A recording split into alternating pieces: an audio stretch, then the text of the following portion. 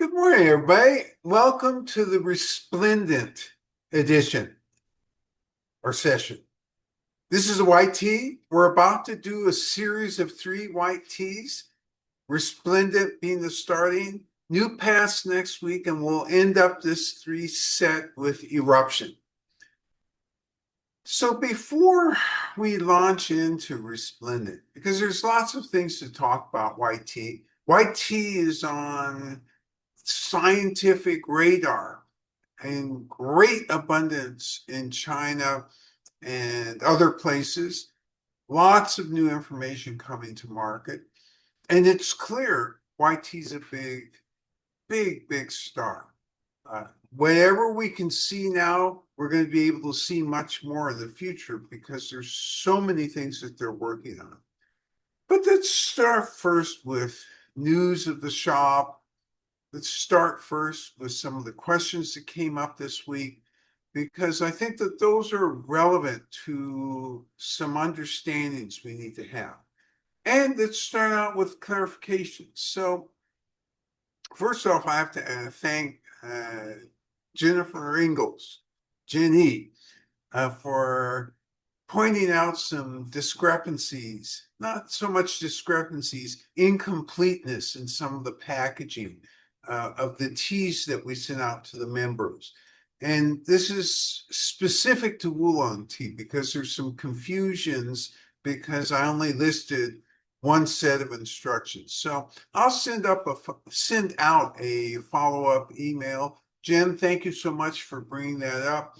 And I'll make sure that all of you who got the packages have clearer sets of instructions, because the ones we sent out were not clear. So that's first item. Second item is we had a really interesting discussion in the shop this week. And this centered around, okay, how come you, that's us, get access to these teas? And why aren't other people, luminaries, fighting you off for the teas that you get? The question was asked not quite that way, but in essence, the real underlying question is, how do we get access to all of these teas? And why aren't other tea shops, why aren't other people getting access? Well, one has to do with presence, and that is being in China, being in the tea fields, being with tea leaders, being with tea scientists. When you have presence, I don't mean showboat presence. You go once a year, photo op, and you're present. No, that's not at all what I mean. What I mean is about the building of friendships over the years. And these friendships take a long time to build. And our longest friendships are around 30 years. And so when you think of friends that you've been with for 10 years or 15 years or 20 years, and you think of the things that you would do for them versus a stranger, all of a sudden, the feeling of how we get treated, I think, becomes clearer, because with this depth of feeling and relationship building. So, how do we build relationships? Well, we not only build with the individual farmers, but remembering that we build with the whole family. We don't want to know just the farmer. We want to know the farmer's relatives. And in the rural areas, many times it's generational relatives. And we want to be recognized every time we come to the village. And we want to talk to the neighbors. So we want to build kind of community relationships. And we do that. Makes a difference. If you are going to a place over and over again, and you build the lineage relationships, and you build the relationships with the children as they grow up, they grow with you in a way, right? Or you grow with them. in a way. And if they stay in the T area, and some of them do, then you already have a built-in relationship, a generational relationship. So when special opportunities come, so let me talk about one in particular, because this will give you an insight. So in Zhejiang province, we have this wonderful relationship with a dragon well farmer. And the dragon well farmer is very well known in the area. And one year he got access to lineage trees.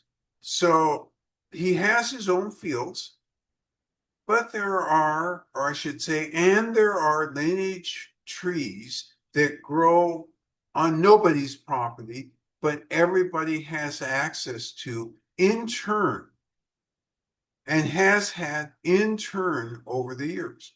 So when his turn came up, first person he called was us and said, hey, these things are going to be available, and I can't give you the price that I gave you on the tea, the other tea, because these trees are probably around 100 or 200 years old, and it's a group asset, or not a group, but a community asset, and it's my turn this year to have access to it. Do you want some of this? How long did it take me to answer that question? What sort of hesitancy did I have? Like zero hesitancy.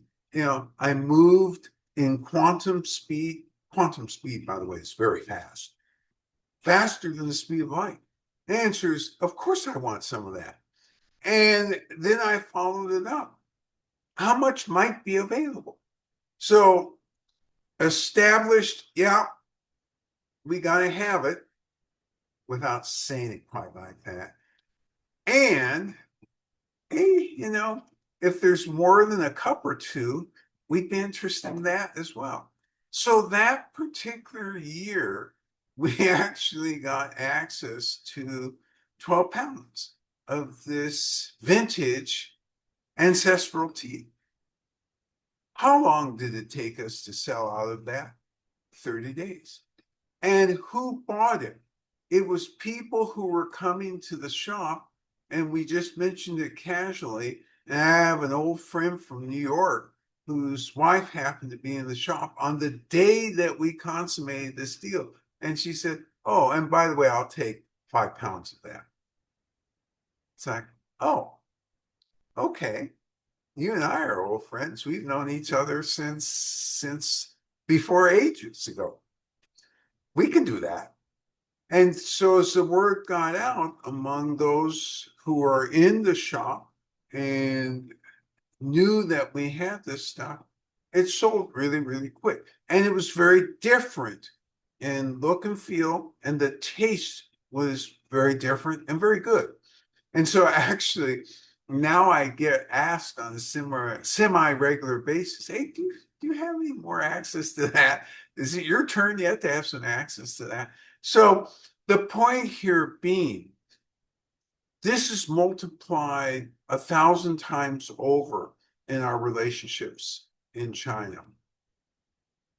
The other question that was asked yesterday, and it's a really good question because it presupposes that everybody has equal access to information. This is a bad presupposition. Everybody does not have equal access to information. If you aren't already on the inside through relationship or through science-based information, then many of these opportunities come and go unbeknownst to anybody, even famous people. Hey, you have this one-time thing? How come I didn't hear about it? Famous people's lament would be that, because they don't have anything more than an introduction relationship or a money relationship. Remember, that's not what we have. underlying, of course, we do have a money relationship, but the introduction relationship, that's different than an old friend relationship. Introduction relationship is, hey, I'm a billionaire, and so introduced me to so else who introduced me to you. Now, of course, everybody honors the relationships. And so they say what they have to say, and the relationship buds from there. But with us, many times we get the call, unasked. We get the call. Hey, there's some of this research institute stuff that we've been working on, or that my buddy's been working on. And you know what? We're able to score a little bit. Now, of course, this is not cheap. Stop talking to me like we're not old friends. Of course, I know it's not cheap. You're going to charge me a hostage, is what you're going to charge me. And I get that. And I'm okay with that. Just tell me what it is, and I will get it if it's within the range of what I think it probably will be. These relationships understand what we're looking to do. They understand we're looking to spread the word here in the West about the greatness of some of the resources, tea resources that exist in China. So that's why it's not a jealousy type of situation, because the implication is, would one person who was inside be jealous of another person who's on the inside? Well, they're not going to be jealous of us because we're not friction on the inside. In other words, the relationships we have on the inside, in essence, are frictionless because we're not involved in local affairs. We're not involved in anything aside from being friendly with the tea families, bringing gifts to the tea families, and asking in return for understanding, lineage understanding, and then, if it's convenient, any specialty opportunities. We don't have demands. We really don't. If you present something to me, then we have a kind request and we back it up with the right resources. But we don't have a priori demand. Hey, the next time these things come available, you call me first. That's not how we work. And that's not how the relationship works. And you see, through the way we cultivate the relationship, they tell us. We don't even have to ask. So I'm trying to clear up some misunderstandings about relationships and really make clear why we are different as a tea shop, why we are really different in terms of what we're able to get. Yeah. Must also feel really, really good for the farmers to talk to people who are super appreciative of the effort that goes into this, of the history that's behind it as well. It's not a casual respect for them or appreciation. It goes deep, and I'm imagining that kind of also colors kinds of conversations they're able to have with you now. That's a really great point. So Elise brought up the point that these relationships have underlying elements to them of understanding. And the real portion of this that's really critical is that the farmers do want their tea and their resources respected, appreciated. And who are we? We aren't famous. Let's start there. We curate collections. Therefore, we bring the farmer to the tea drinker by expressing and sharing with all of you what they're thinking. And then we take back. And we take back in two ways. One way is we talk to the farmer, oh, they really appreciate it. But we do one better. we take some of you back to the fields and you sit with the farmers during the meal and you say what you're thinking about the tea. And this is magic. You actually are doing our work when you do that because they're so curious and they know the relationship with us. But until they actually meet you, you're still opaque, kind of, although we do a good job of depicting you. Nonetheless, we can't replicate you. And then when you go there, the real you shows up and asks the real questions. And farmers love that. This tea to them is like their children almost. In the sense it's this resource, it's not, we think of certain resources as, okay, well, we've got $1 million over here in this resource. Okay, we've got a buyer there, got a buyer there. This is not that way. These are handcrafted items. Remember, the farmers who do industrial farming in America, do they care about you? They care that you don't go broke, but they don't care about you. The farmers who are doing handcrafted tea care about whether you understand how to appreciate these teas. That's a different starting point. And that means their interest in you is actually very specific. It's not abstract. You're not a number to them. And that makes a difference. Great question, Elise, because sometimes we get lost here because here so many times we're treated as a number instead of a consumer who wants to be a friend, who wants to have knowledge, who wants to have an understanding, and ideally would like some sort of relationship with what they're getting for a product, and therefore with the farmer. Here it's hardly possible. Hey, you can do it. You go up to the Brentwood cherry and pick cherries. You actually develop a relationship. If you go year by year and pick cherries, you develop a relationship with the farmer. And you call up the farmer before you go up. Hey, it's May 17th. How come I don't have your notice? Did you forget me this year? Or are the cherries coming in late? Oh, we would never forget you. The cherries aren't here yet. They'll be here next weekend. And when you come up a little early and we'll let you go to the primary place. This is the thing that is so lost in American food because we have left, unless we're growing it ourselves, or unless you have some secret access to something like Peter's Produce.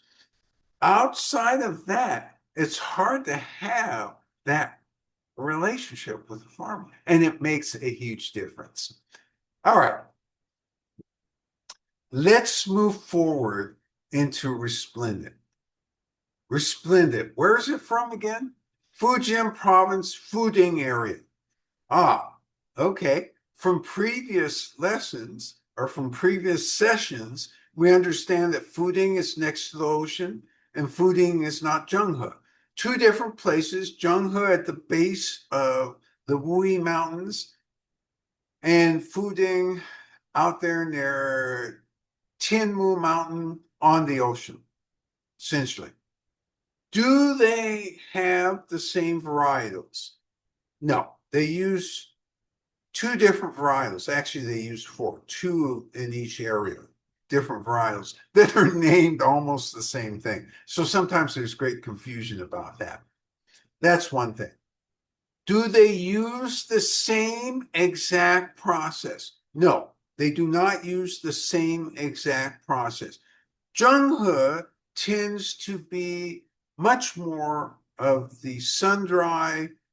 They take a little bit longer to go through the withering process. The best of the places is taking a couple weeks to do that. Fuding uses a little bit more mechanical approach. They do a lot of sun drying, but they also have machinery where they do a lot of the baking. So think about why this has to be true.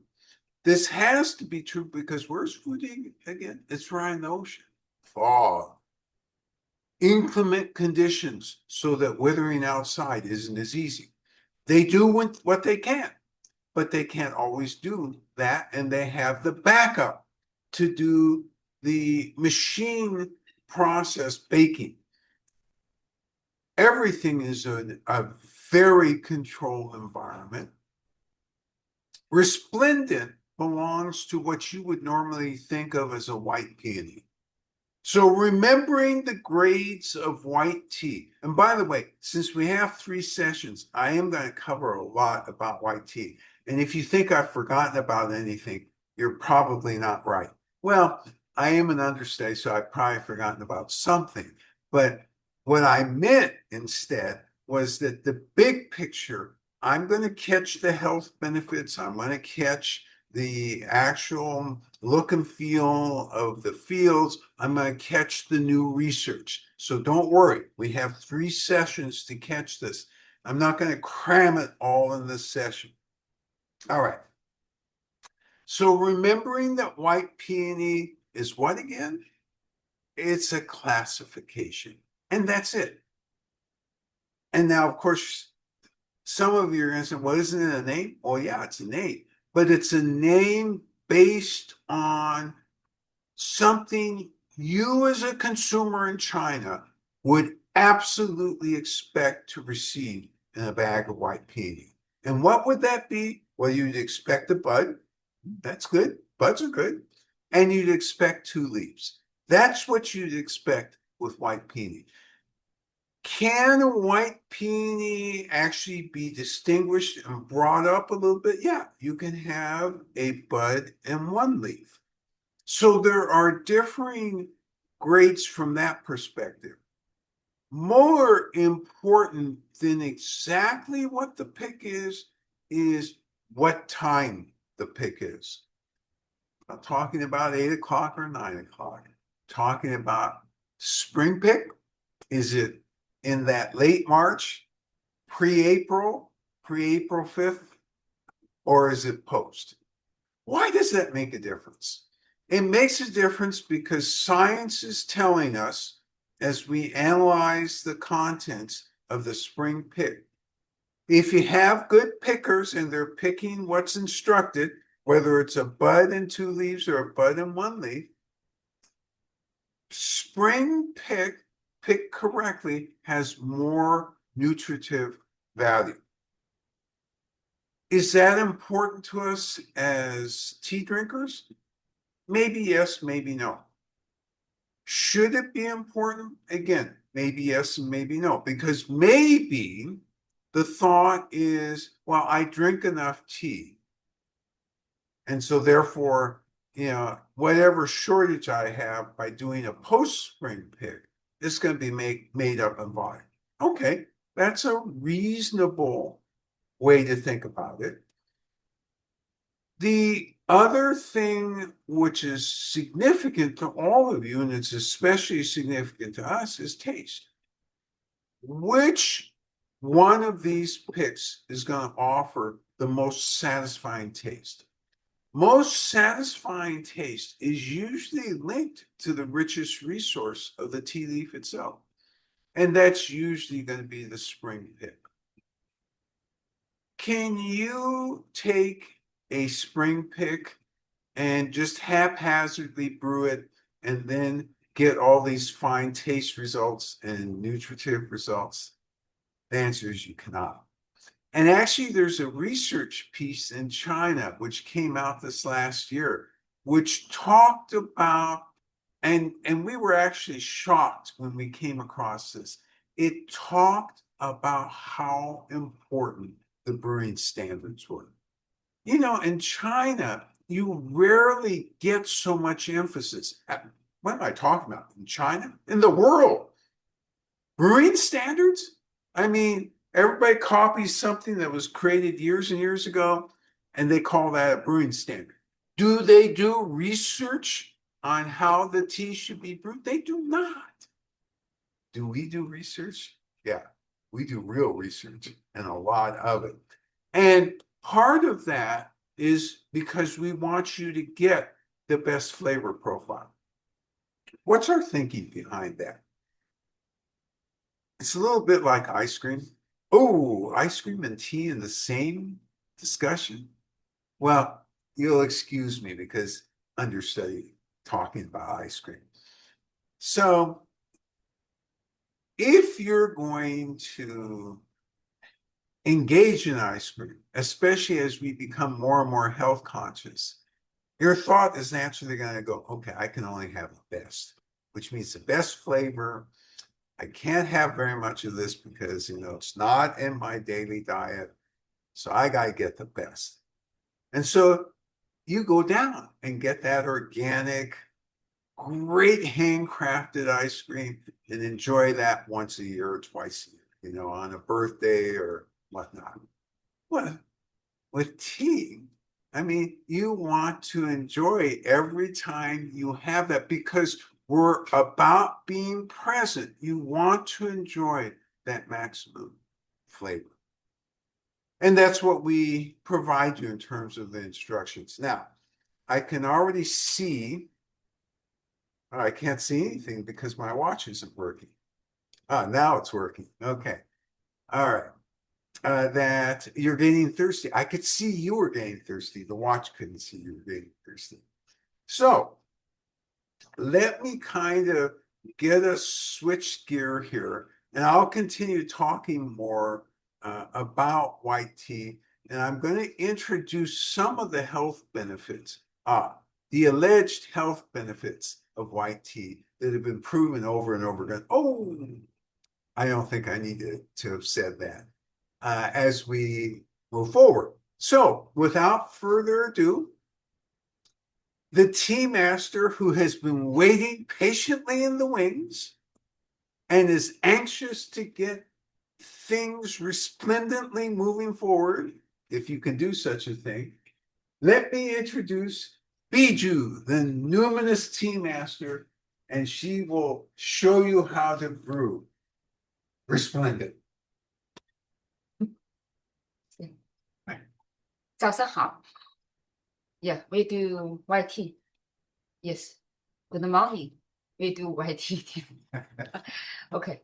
So okay. Yes. So what you need at the minimum is 2 cups and a strainer. This is what you need. The other stuff, it's beautiful and nice if you have it. But the 2 cups and a strainer will do.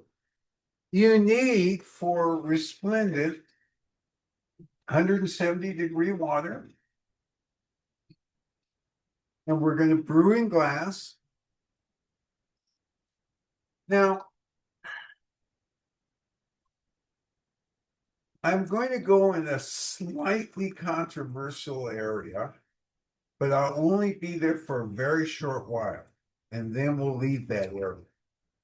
And for me, it's all about cost benefits. And so you see in some advertisements where they're brewing using apparently an Yixing pot. So I ask all of you this who have Yixing pots. Does it make sense to brew a white tea in an Yixing pot?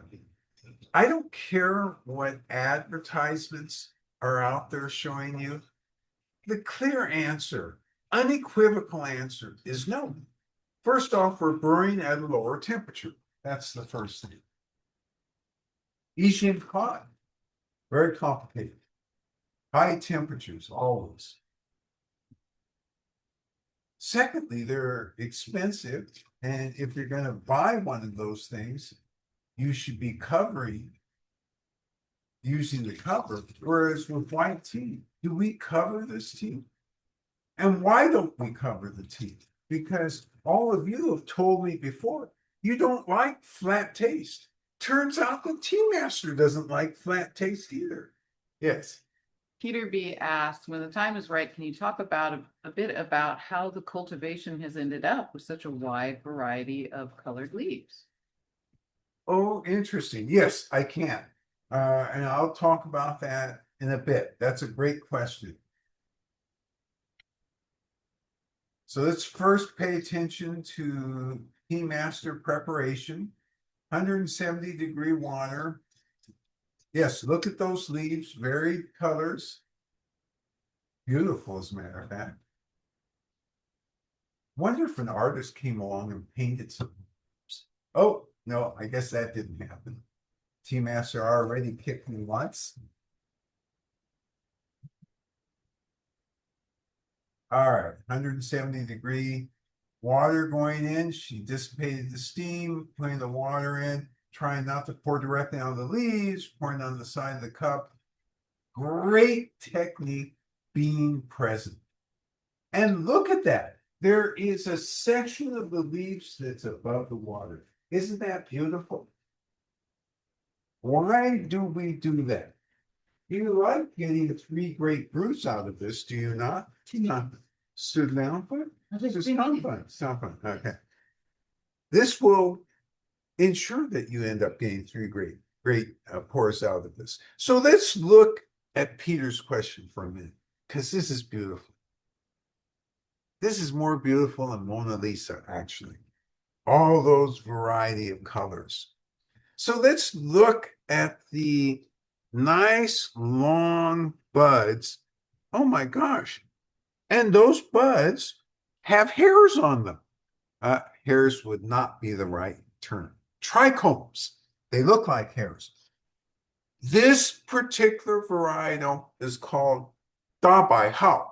The Hao is hair, trichome in Chinese. So these are very distinctively have those trichomes in them.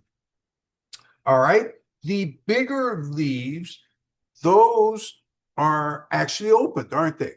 And those have been withered under sunlight, and the whole thing's been withered under sunlight. But the first off, once the leaves open, they have fewer hairs on them, fewer trichomes on them. Don't make that mistake. Fewer trichomes on them, and therefore they absorb light differently than the buds do. And that's the main differentiation here. You see that you have some older leaves, they have more color, they were allowed to open more. And again, this is a high grade white peony. In a low grade white peony, what you'd expect to see is a more uniform color. So this is such a great question, Peter, because this addresses a grade. This is about as high as you can get with white peony. The other reason, let's see how I'm doing. Okay, good, still good. The other reason you keep those leaves, some of them and buds on the top, is when you brew the second time, you kind of are able to continue to get that great flavor because you have some of these that never really extruded into the water. And it also leaves more potency for a third brew. You get 3 great cups from this, and you just get a better flavor when you end up doing it this way. So let's take a look at this. Look at these leaves and everything on top. They're congregated up there. Oh, and we get a little color in this. And we get it 3 minutes. All right. Tea master is going to separate the leaves from the tea water.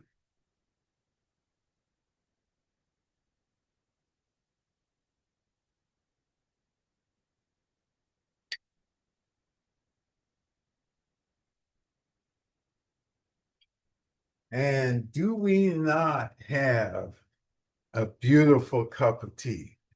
So, in general, if you were looking at this and you weren't used to high quality white tea, you would think, well, that's a little light, isn't it? And yet think about some of the bud only fruiting teas. They look just like water. This actually, by contrast, has quite a lot of color in it. Oh, and where are all those white things floating around? Trichomes. And what do the trichomes contain? They contain polyphenols, good things. Yes. Okay, so let's enter the quality arena. Remember to take good notes because we're going to have 3 consecutive white teas and they're all different. So in entering the quality arena, astringency, aftertaste, energetics. Energetics, how do you feel when you drink this thing? Let's enter. No, you're not entering. I'm entering.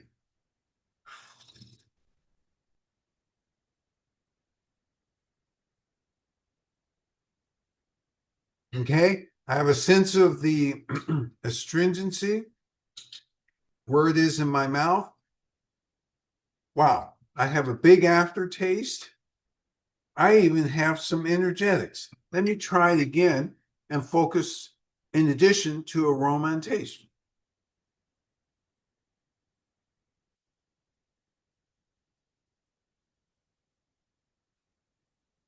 Oh yeah, plenty of aroma, big taste. All right, it's your turn to brew, unless there's a question. Well, there's a question about grading. Jonathan asks, is that grading what I've heard called Imperial White Peony, or is that a different grade altogether? So there is a, let's see, it's a subgrade. So white peony is the grade. Within white peony, you can get low grade white peony. Imperial white peony tends to have bigger buds, more buds, fewer leaves. And now it's your turn to brew. Great question.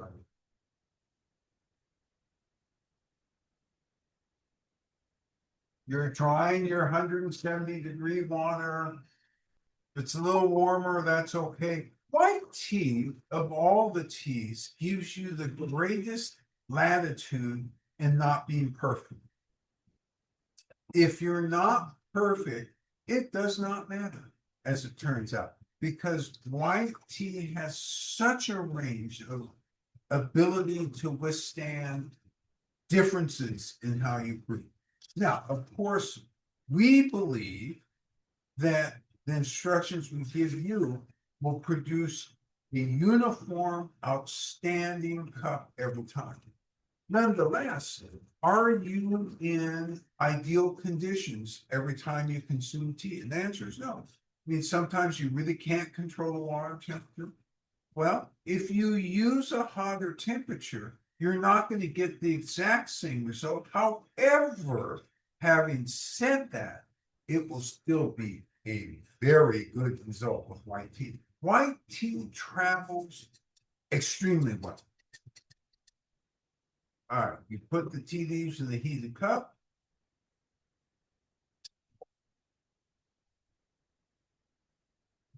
Your 170-degree water ready. And if you're a little higher or a little lower, it's not going to matter. You're pouring on the side of the cup. If you miss and you hit the leaves and more leaves go under, do not worry about it. This is simply to be aware of good practice. It isn't to dictate perfect practice, because perfection is the repetition of being present, and that's it. Yeah. Peter asks, why do so many tea sellers give vague brewing times, e.g., they'll say brew for 2 to 3 minutes, which is a huge difference? You know, it's great because Peter does math. I love it when you do that because I'm a math guy too. The difference between 2 to 3, 50% or a third if you're going the other way, it's a huge difference. And this is why we laugh every time we look at most instructions, because they're so imprecise, because people didn't do the research. If they did the research, they would be like us, period. End of story. There is no great variability. You make a judgment about what tastes best. By the way, and we've had a couple customers do this, and it's classic. We had a customer who came from Boston, husband and wife came out here. They came in, they had our jasmine. They said, "Oh my God, this is what jasmine's supposed to be."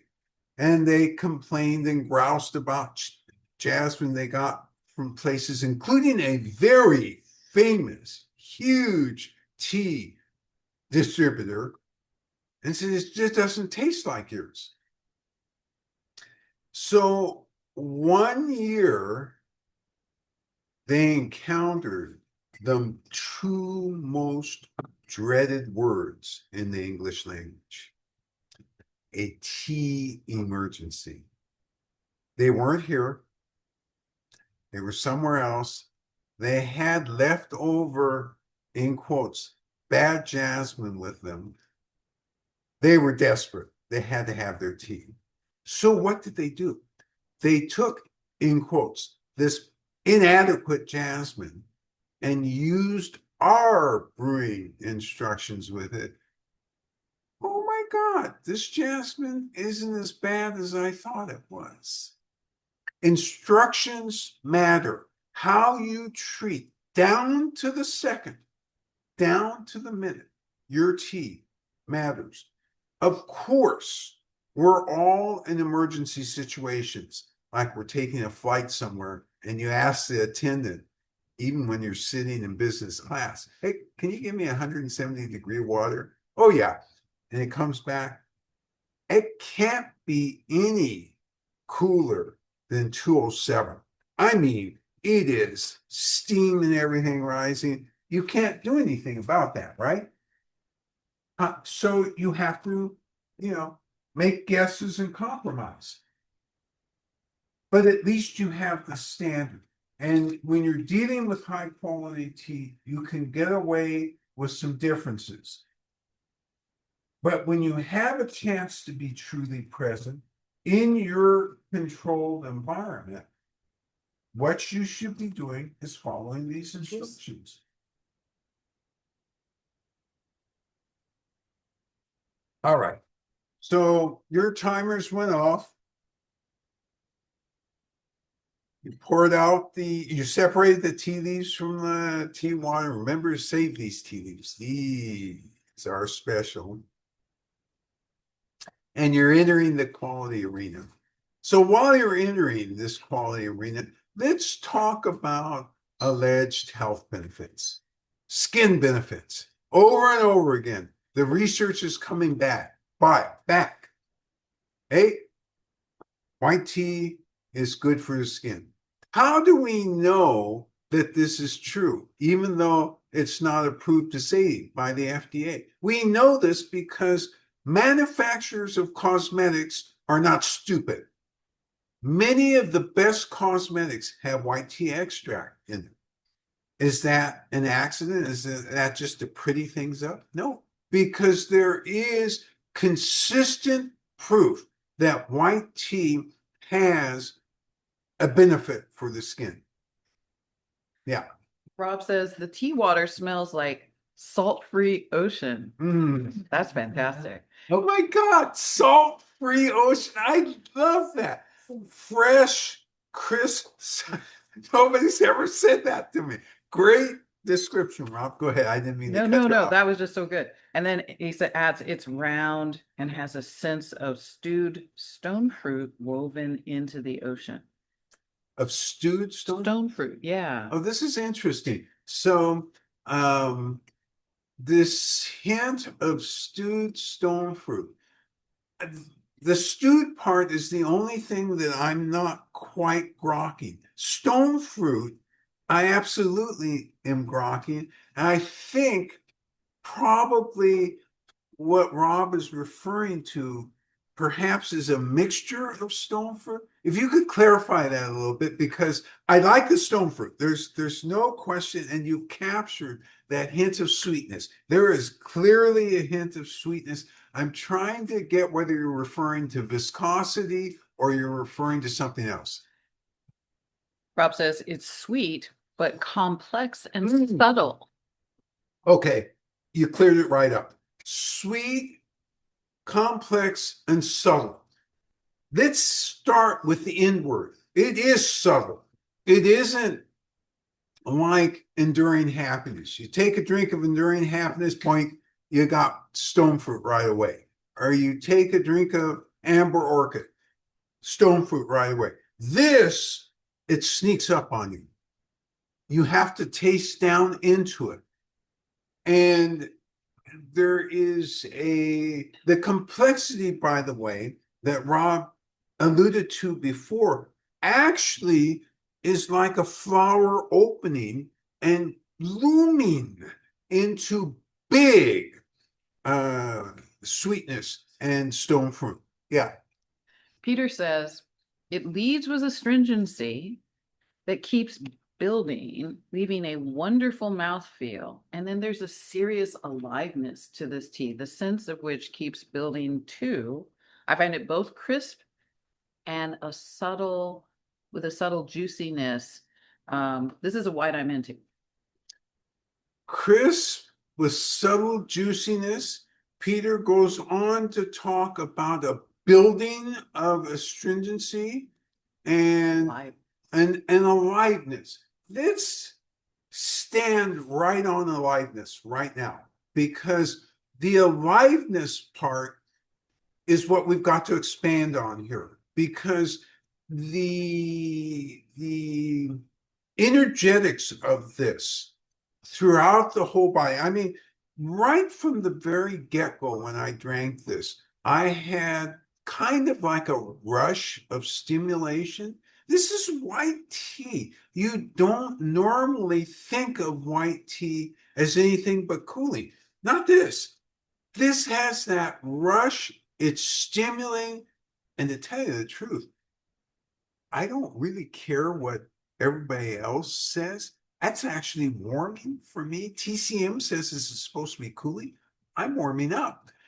And I think that this is what Peter's alluding to, this buildup of energy, this buildup of actually, and for me, translated as warmth. I'm getting warmth in my shoulders. It's that potent. And by the way, just for the record, we're drinking about the best grade of this you can get. This thing is incredible, and it makes a difference. When you drink a lesser grade, you won't be getting those feelings. All right. Jonathan asks, you talked about the trichomes, though I don't see any in the tea water like I have in other high trichome teas. If you look at the center, you'll see them. But I catch Jonathan's point. Actually, let's not start where I just started. You're right. There are fewer trichomes in this than, say, stunning, or in the week 3 tea we're going to have eruption. Eruption, it's like, and this is why it's so good to take notes and really be present with this, because when you have eruption, you're going to say to yourself, yeah, he said there were trichomes in Resplendent, but eruption is the bomb, so to speak. Rob says, it's thick on the tongue, and it reminds me of the Star Trek Next Generation episode with the species that communicated using metaphors. Oh, I remember that one. Of course, I'm probably the only one who remembers that. Okay. Great description. And that's probably lost on everybody else. Rob's point about this is really that he also makes a concrete point about the juiciness, right? Thickness, yes, the viscosity of this. Definitely, much like, excuse me, both he and Peter alluded to before, buildup of energy, a buildup of astringency, a buildup in this feeling of viscosity or thickness. There's definitely that with this. And what is that? Let's go back to Jonathan's comment because I don't want to, I strayed away from that without hitting it on the target. On the target is you will always have fewer trichomes showing up in something that isn't an all bud tea. When it's an all bud tea, that's where the preponderance of trichomes are. And that's why you'll get such a huge appearance of trichomes. Yeah. Jen E comments, lovely light scent that you have to reach for with hints of apricot, mango, and lychee that blossom the more you reach for them. And then the tea water has a much more rounded, blended flavor. The energetics do come quickly, but I'm not finding them jarring. This great comment, there's subtlety in this comment. So Jen talks about mango, apricot, and lychee that she's finding in subtleness as she goes through the tea. It's not that that leaps out at the beginning. In fact, her comment really suggests that you have to be present to get these things. And she's enjoying it because she is present. And the further that she gets into it, the more she gets the other qualities, including the energetics. Great comment. And this is really a comment again about the importance whenever we do a tea of being present, because you can't really get it unless you're present. Great comment, too. Jonathan asks, so do you like white tea more from Fooding or Junghe? Me personally? Yeah. Oh, okay. So this is another one of those, okay. Do you love your first child more or your third child more? And this is a great question. It turns out that I actually love all my children more. And so therefore, for me to say that I love one child more than another would make the other child feel, not as appreciated. And so therefore, I stand by my statement. I love all my children equally. Let's see, do I want to say it like that? Let me rephrase that. I love all my children to the maximum. And each child brings a different great quality to the world. You are wearing linen. And I am wearing linen. Okay. That's why I had to rephrase that. All right. You know what I really love is the fact that I get to spend Saturdays with saints. What do I mean by this? All of you are so good that, all I have to do is kind of just make an appearance, and then you do all the heavy lifting. And then I sit in the background. Wow. All of you are just spectacular in evaluations and in being present. That's more than anything what's causing me to really enjoy these sessions, because you truly are present. Yes. Peter says, I'm seeing more trichomes in the second brewing. Yes, I drank too fast. Well, this is very drinkable. With the first sips, I felt immediate clarity and visual brightening. I feel the warmth too now, but having gone through a cup so fast, I now feel energy waiting to me, or waiting to be assimilated, like it's banging on the door waiting to come in. He does or he doesn't? He does. He does, yeah. Feels the energy, feels the warmth. Yeah, so a couple things about this comment. There's something hidden in this comment. So let me first parse that out. Peter talked about, thank you, by the way, Peter, talked about seeing more trichomes in the second steeping. And I realized, even as he was saying that, of course, there's a reason. And why would that be? Remember, we left this mound of dry leaves at the top. And what was the preponderance of that mound? It was mostly the buds. And then as those buds sank down, the second time around, more trichomes came out. And so great observation.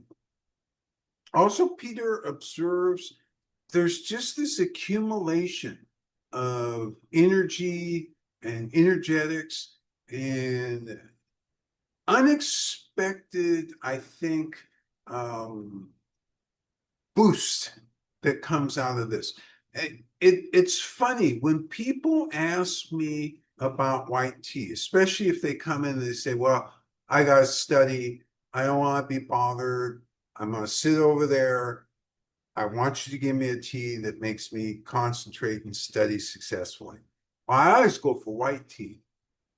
I would never go for Resplendent now, I realize, because while it does give you that boost, it gives you so much of a boost, unlike otherworldly, which really grounds you. By the way, none of you said anything about grounding, because this isn't leaving you grounded. I mean, you got on a rocket, you ordered a train ride and instead got a rocket. Apologize for that. I should have warned you ahead of time. Regarding the trichomes, would that be an argument then for large cup only to not leave leaves floating on the first brew with large leaf bud tea so that you get more trichomes in the first mug? Well, so this is a question about, this is not a question. Okay, back this all up. So the question about leaving on the top some untouched leaves versus getting them all wet, all flooded, is really a question about how are you going to drink the tea? In other words, do you want really to only have one cup? And if you really want or only have time for one cup, go ahead and get all the leaves wet. The issue with that is that the flavor will be different. And so you have to be not surprised, and you can't come back and say, well, the flavor when I do it is all wrong. And the answer is no, you're not all wrong, and I'm not all wrong. We have different purposes. And as long as we're both clear about the purposes, we're doing just fine. And so this is an interesting question, because remembering part of being present is also to sense what your purpose is when you are being present. So therefore, this type of a question, I can tell you very authoritatively what will happen, but that's your choice, because where are you going? That I don't know. Great question. All right. Yeah, I'm the luckiest one in this group because I get your collective wisdom. And so I get to go away every Saturday morning so much smarter. And for an understudy, this is really important because, customers come in and I have to be able to give good answers. Well, you always provide me with all the best answers.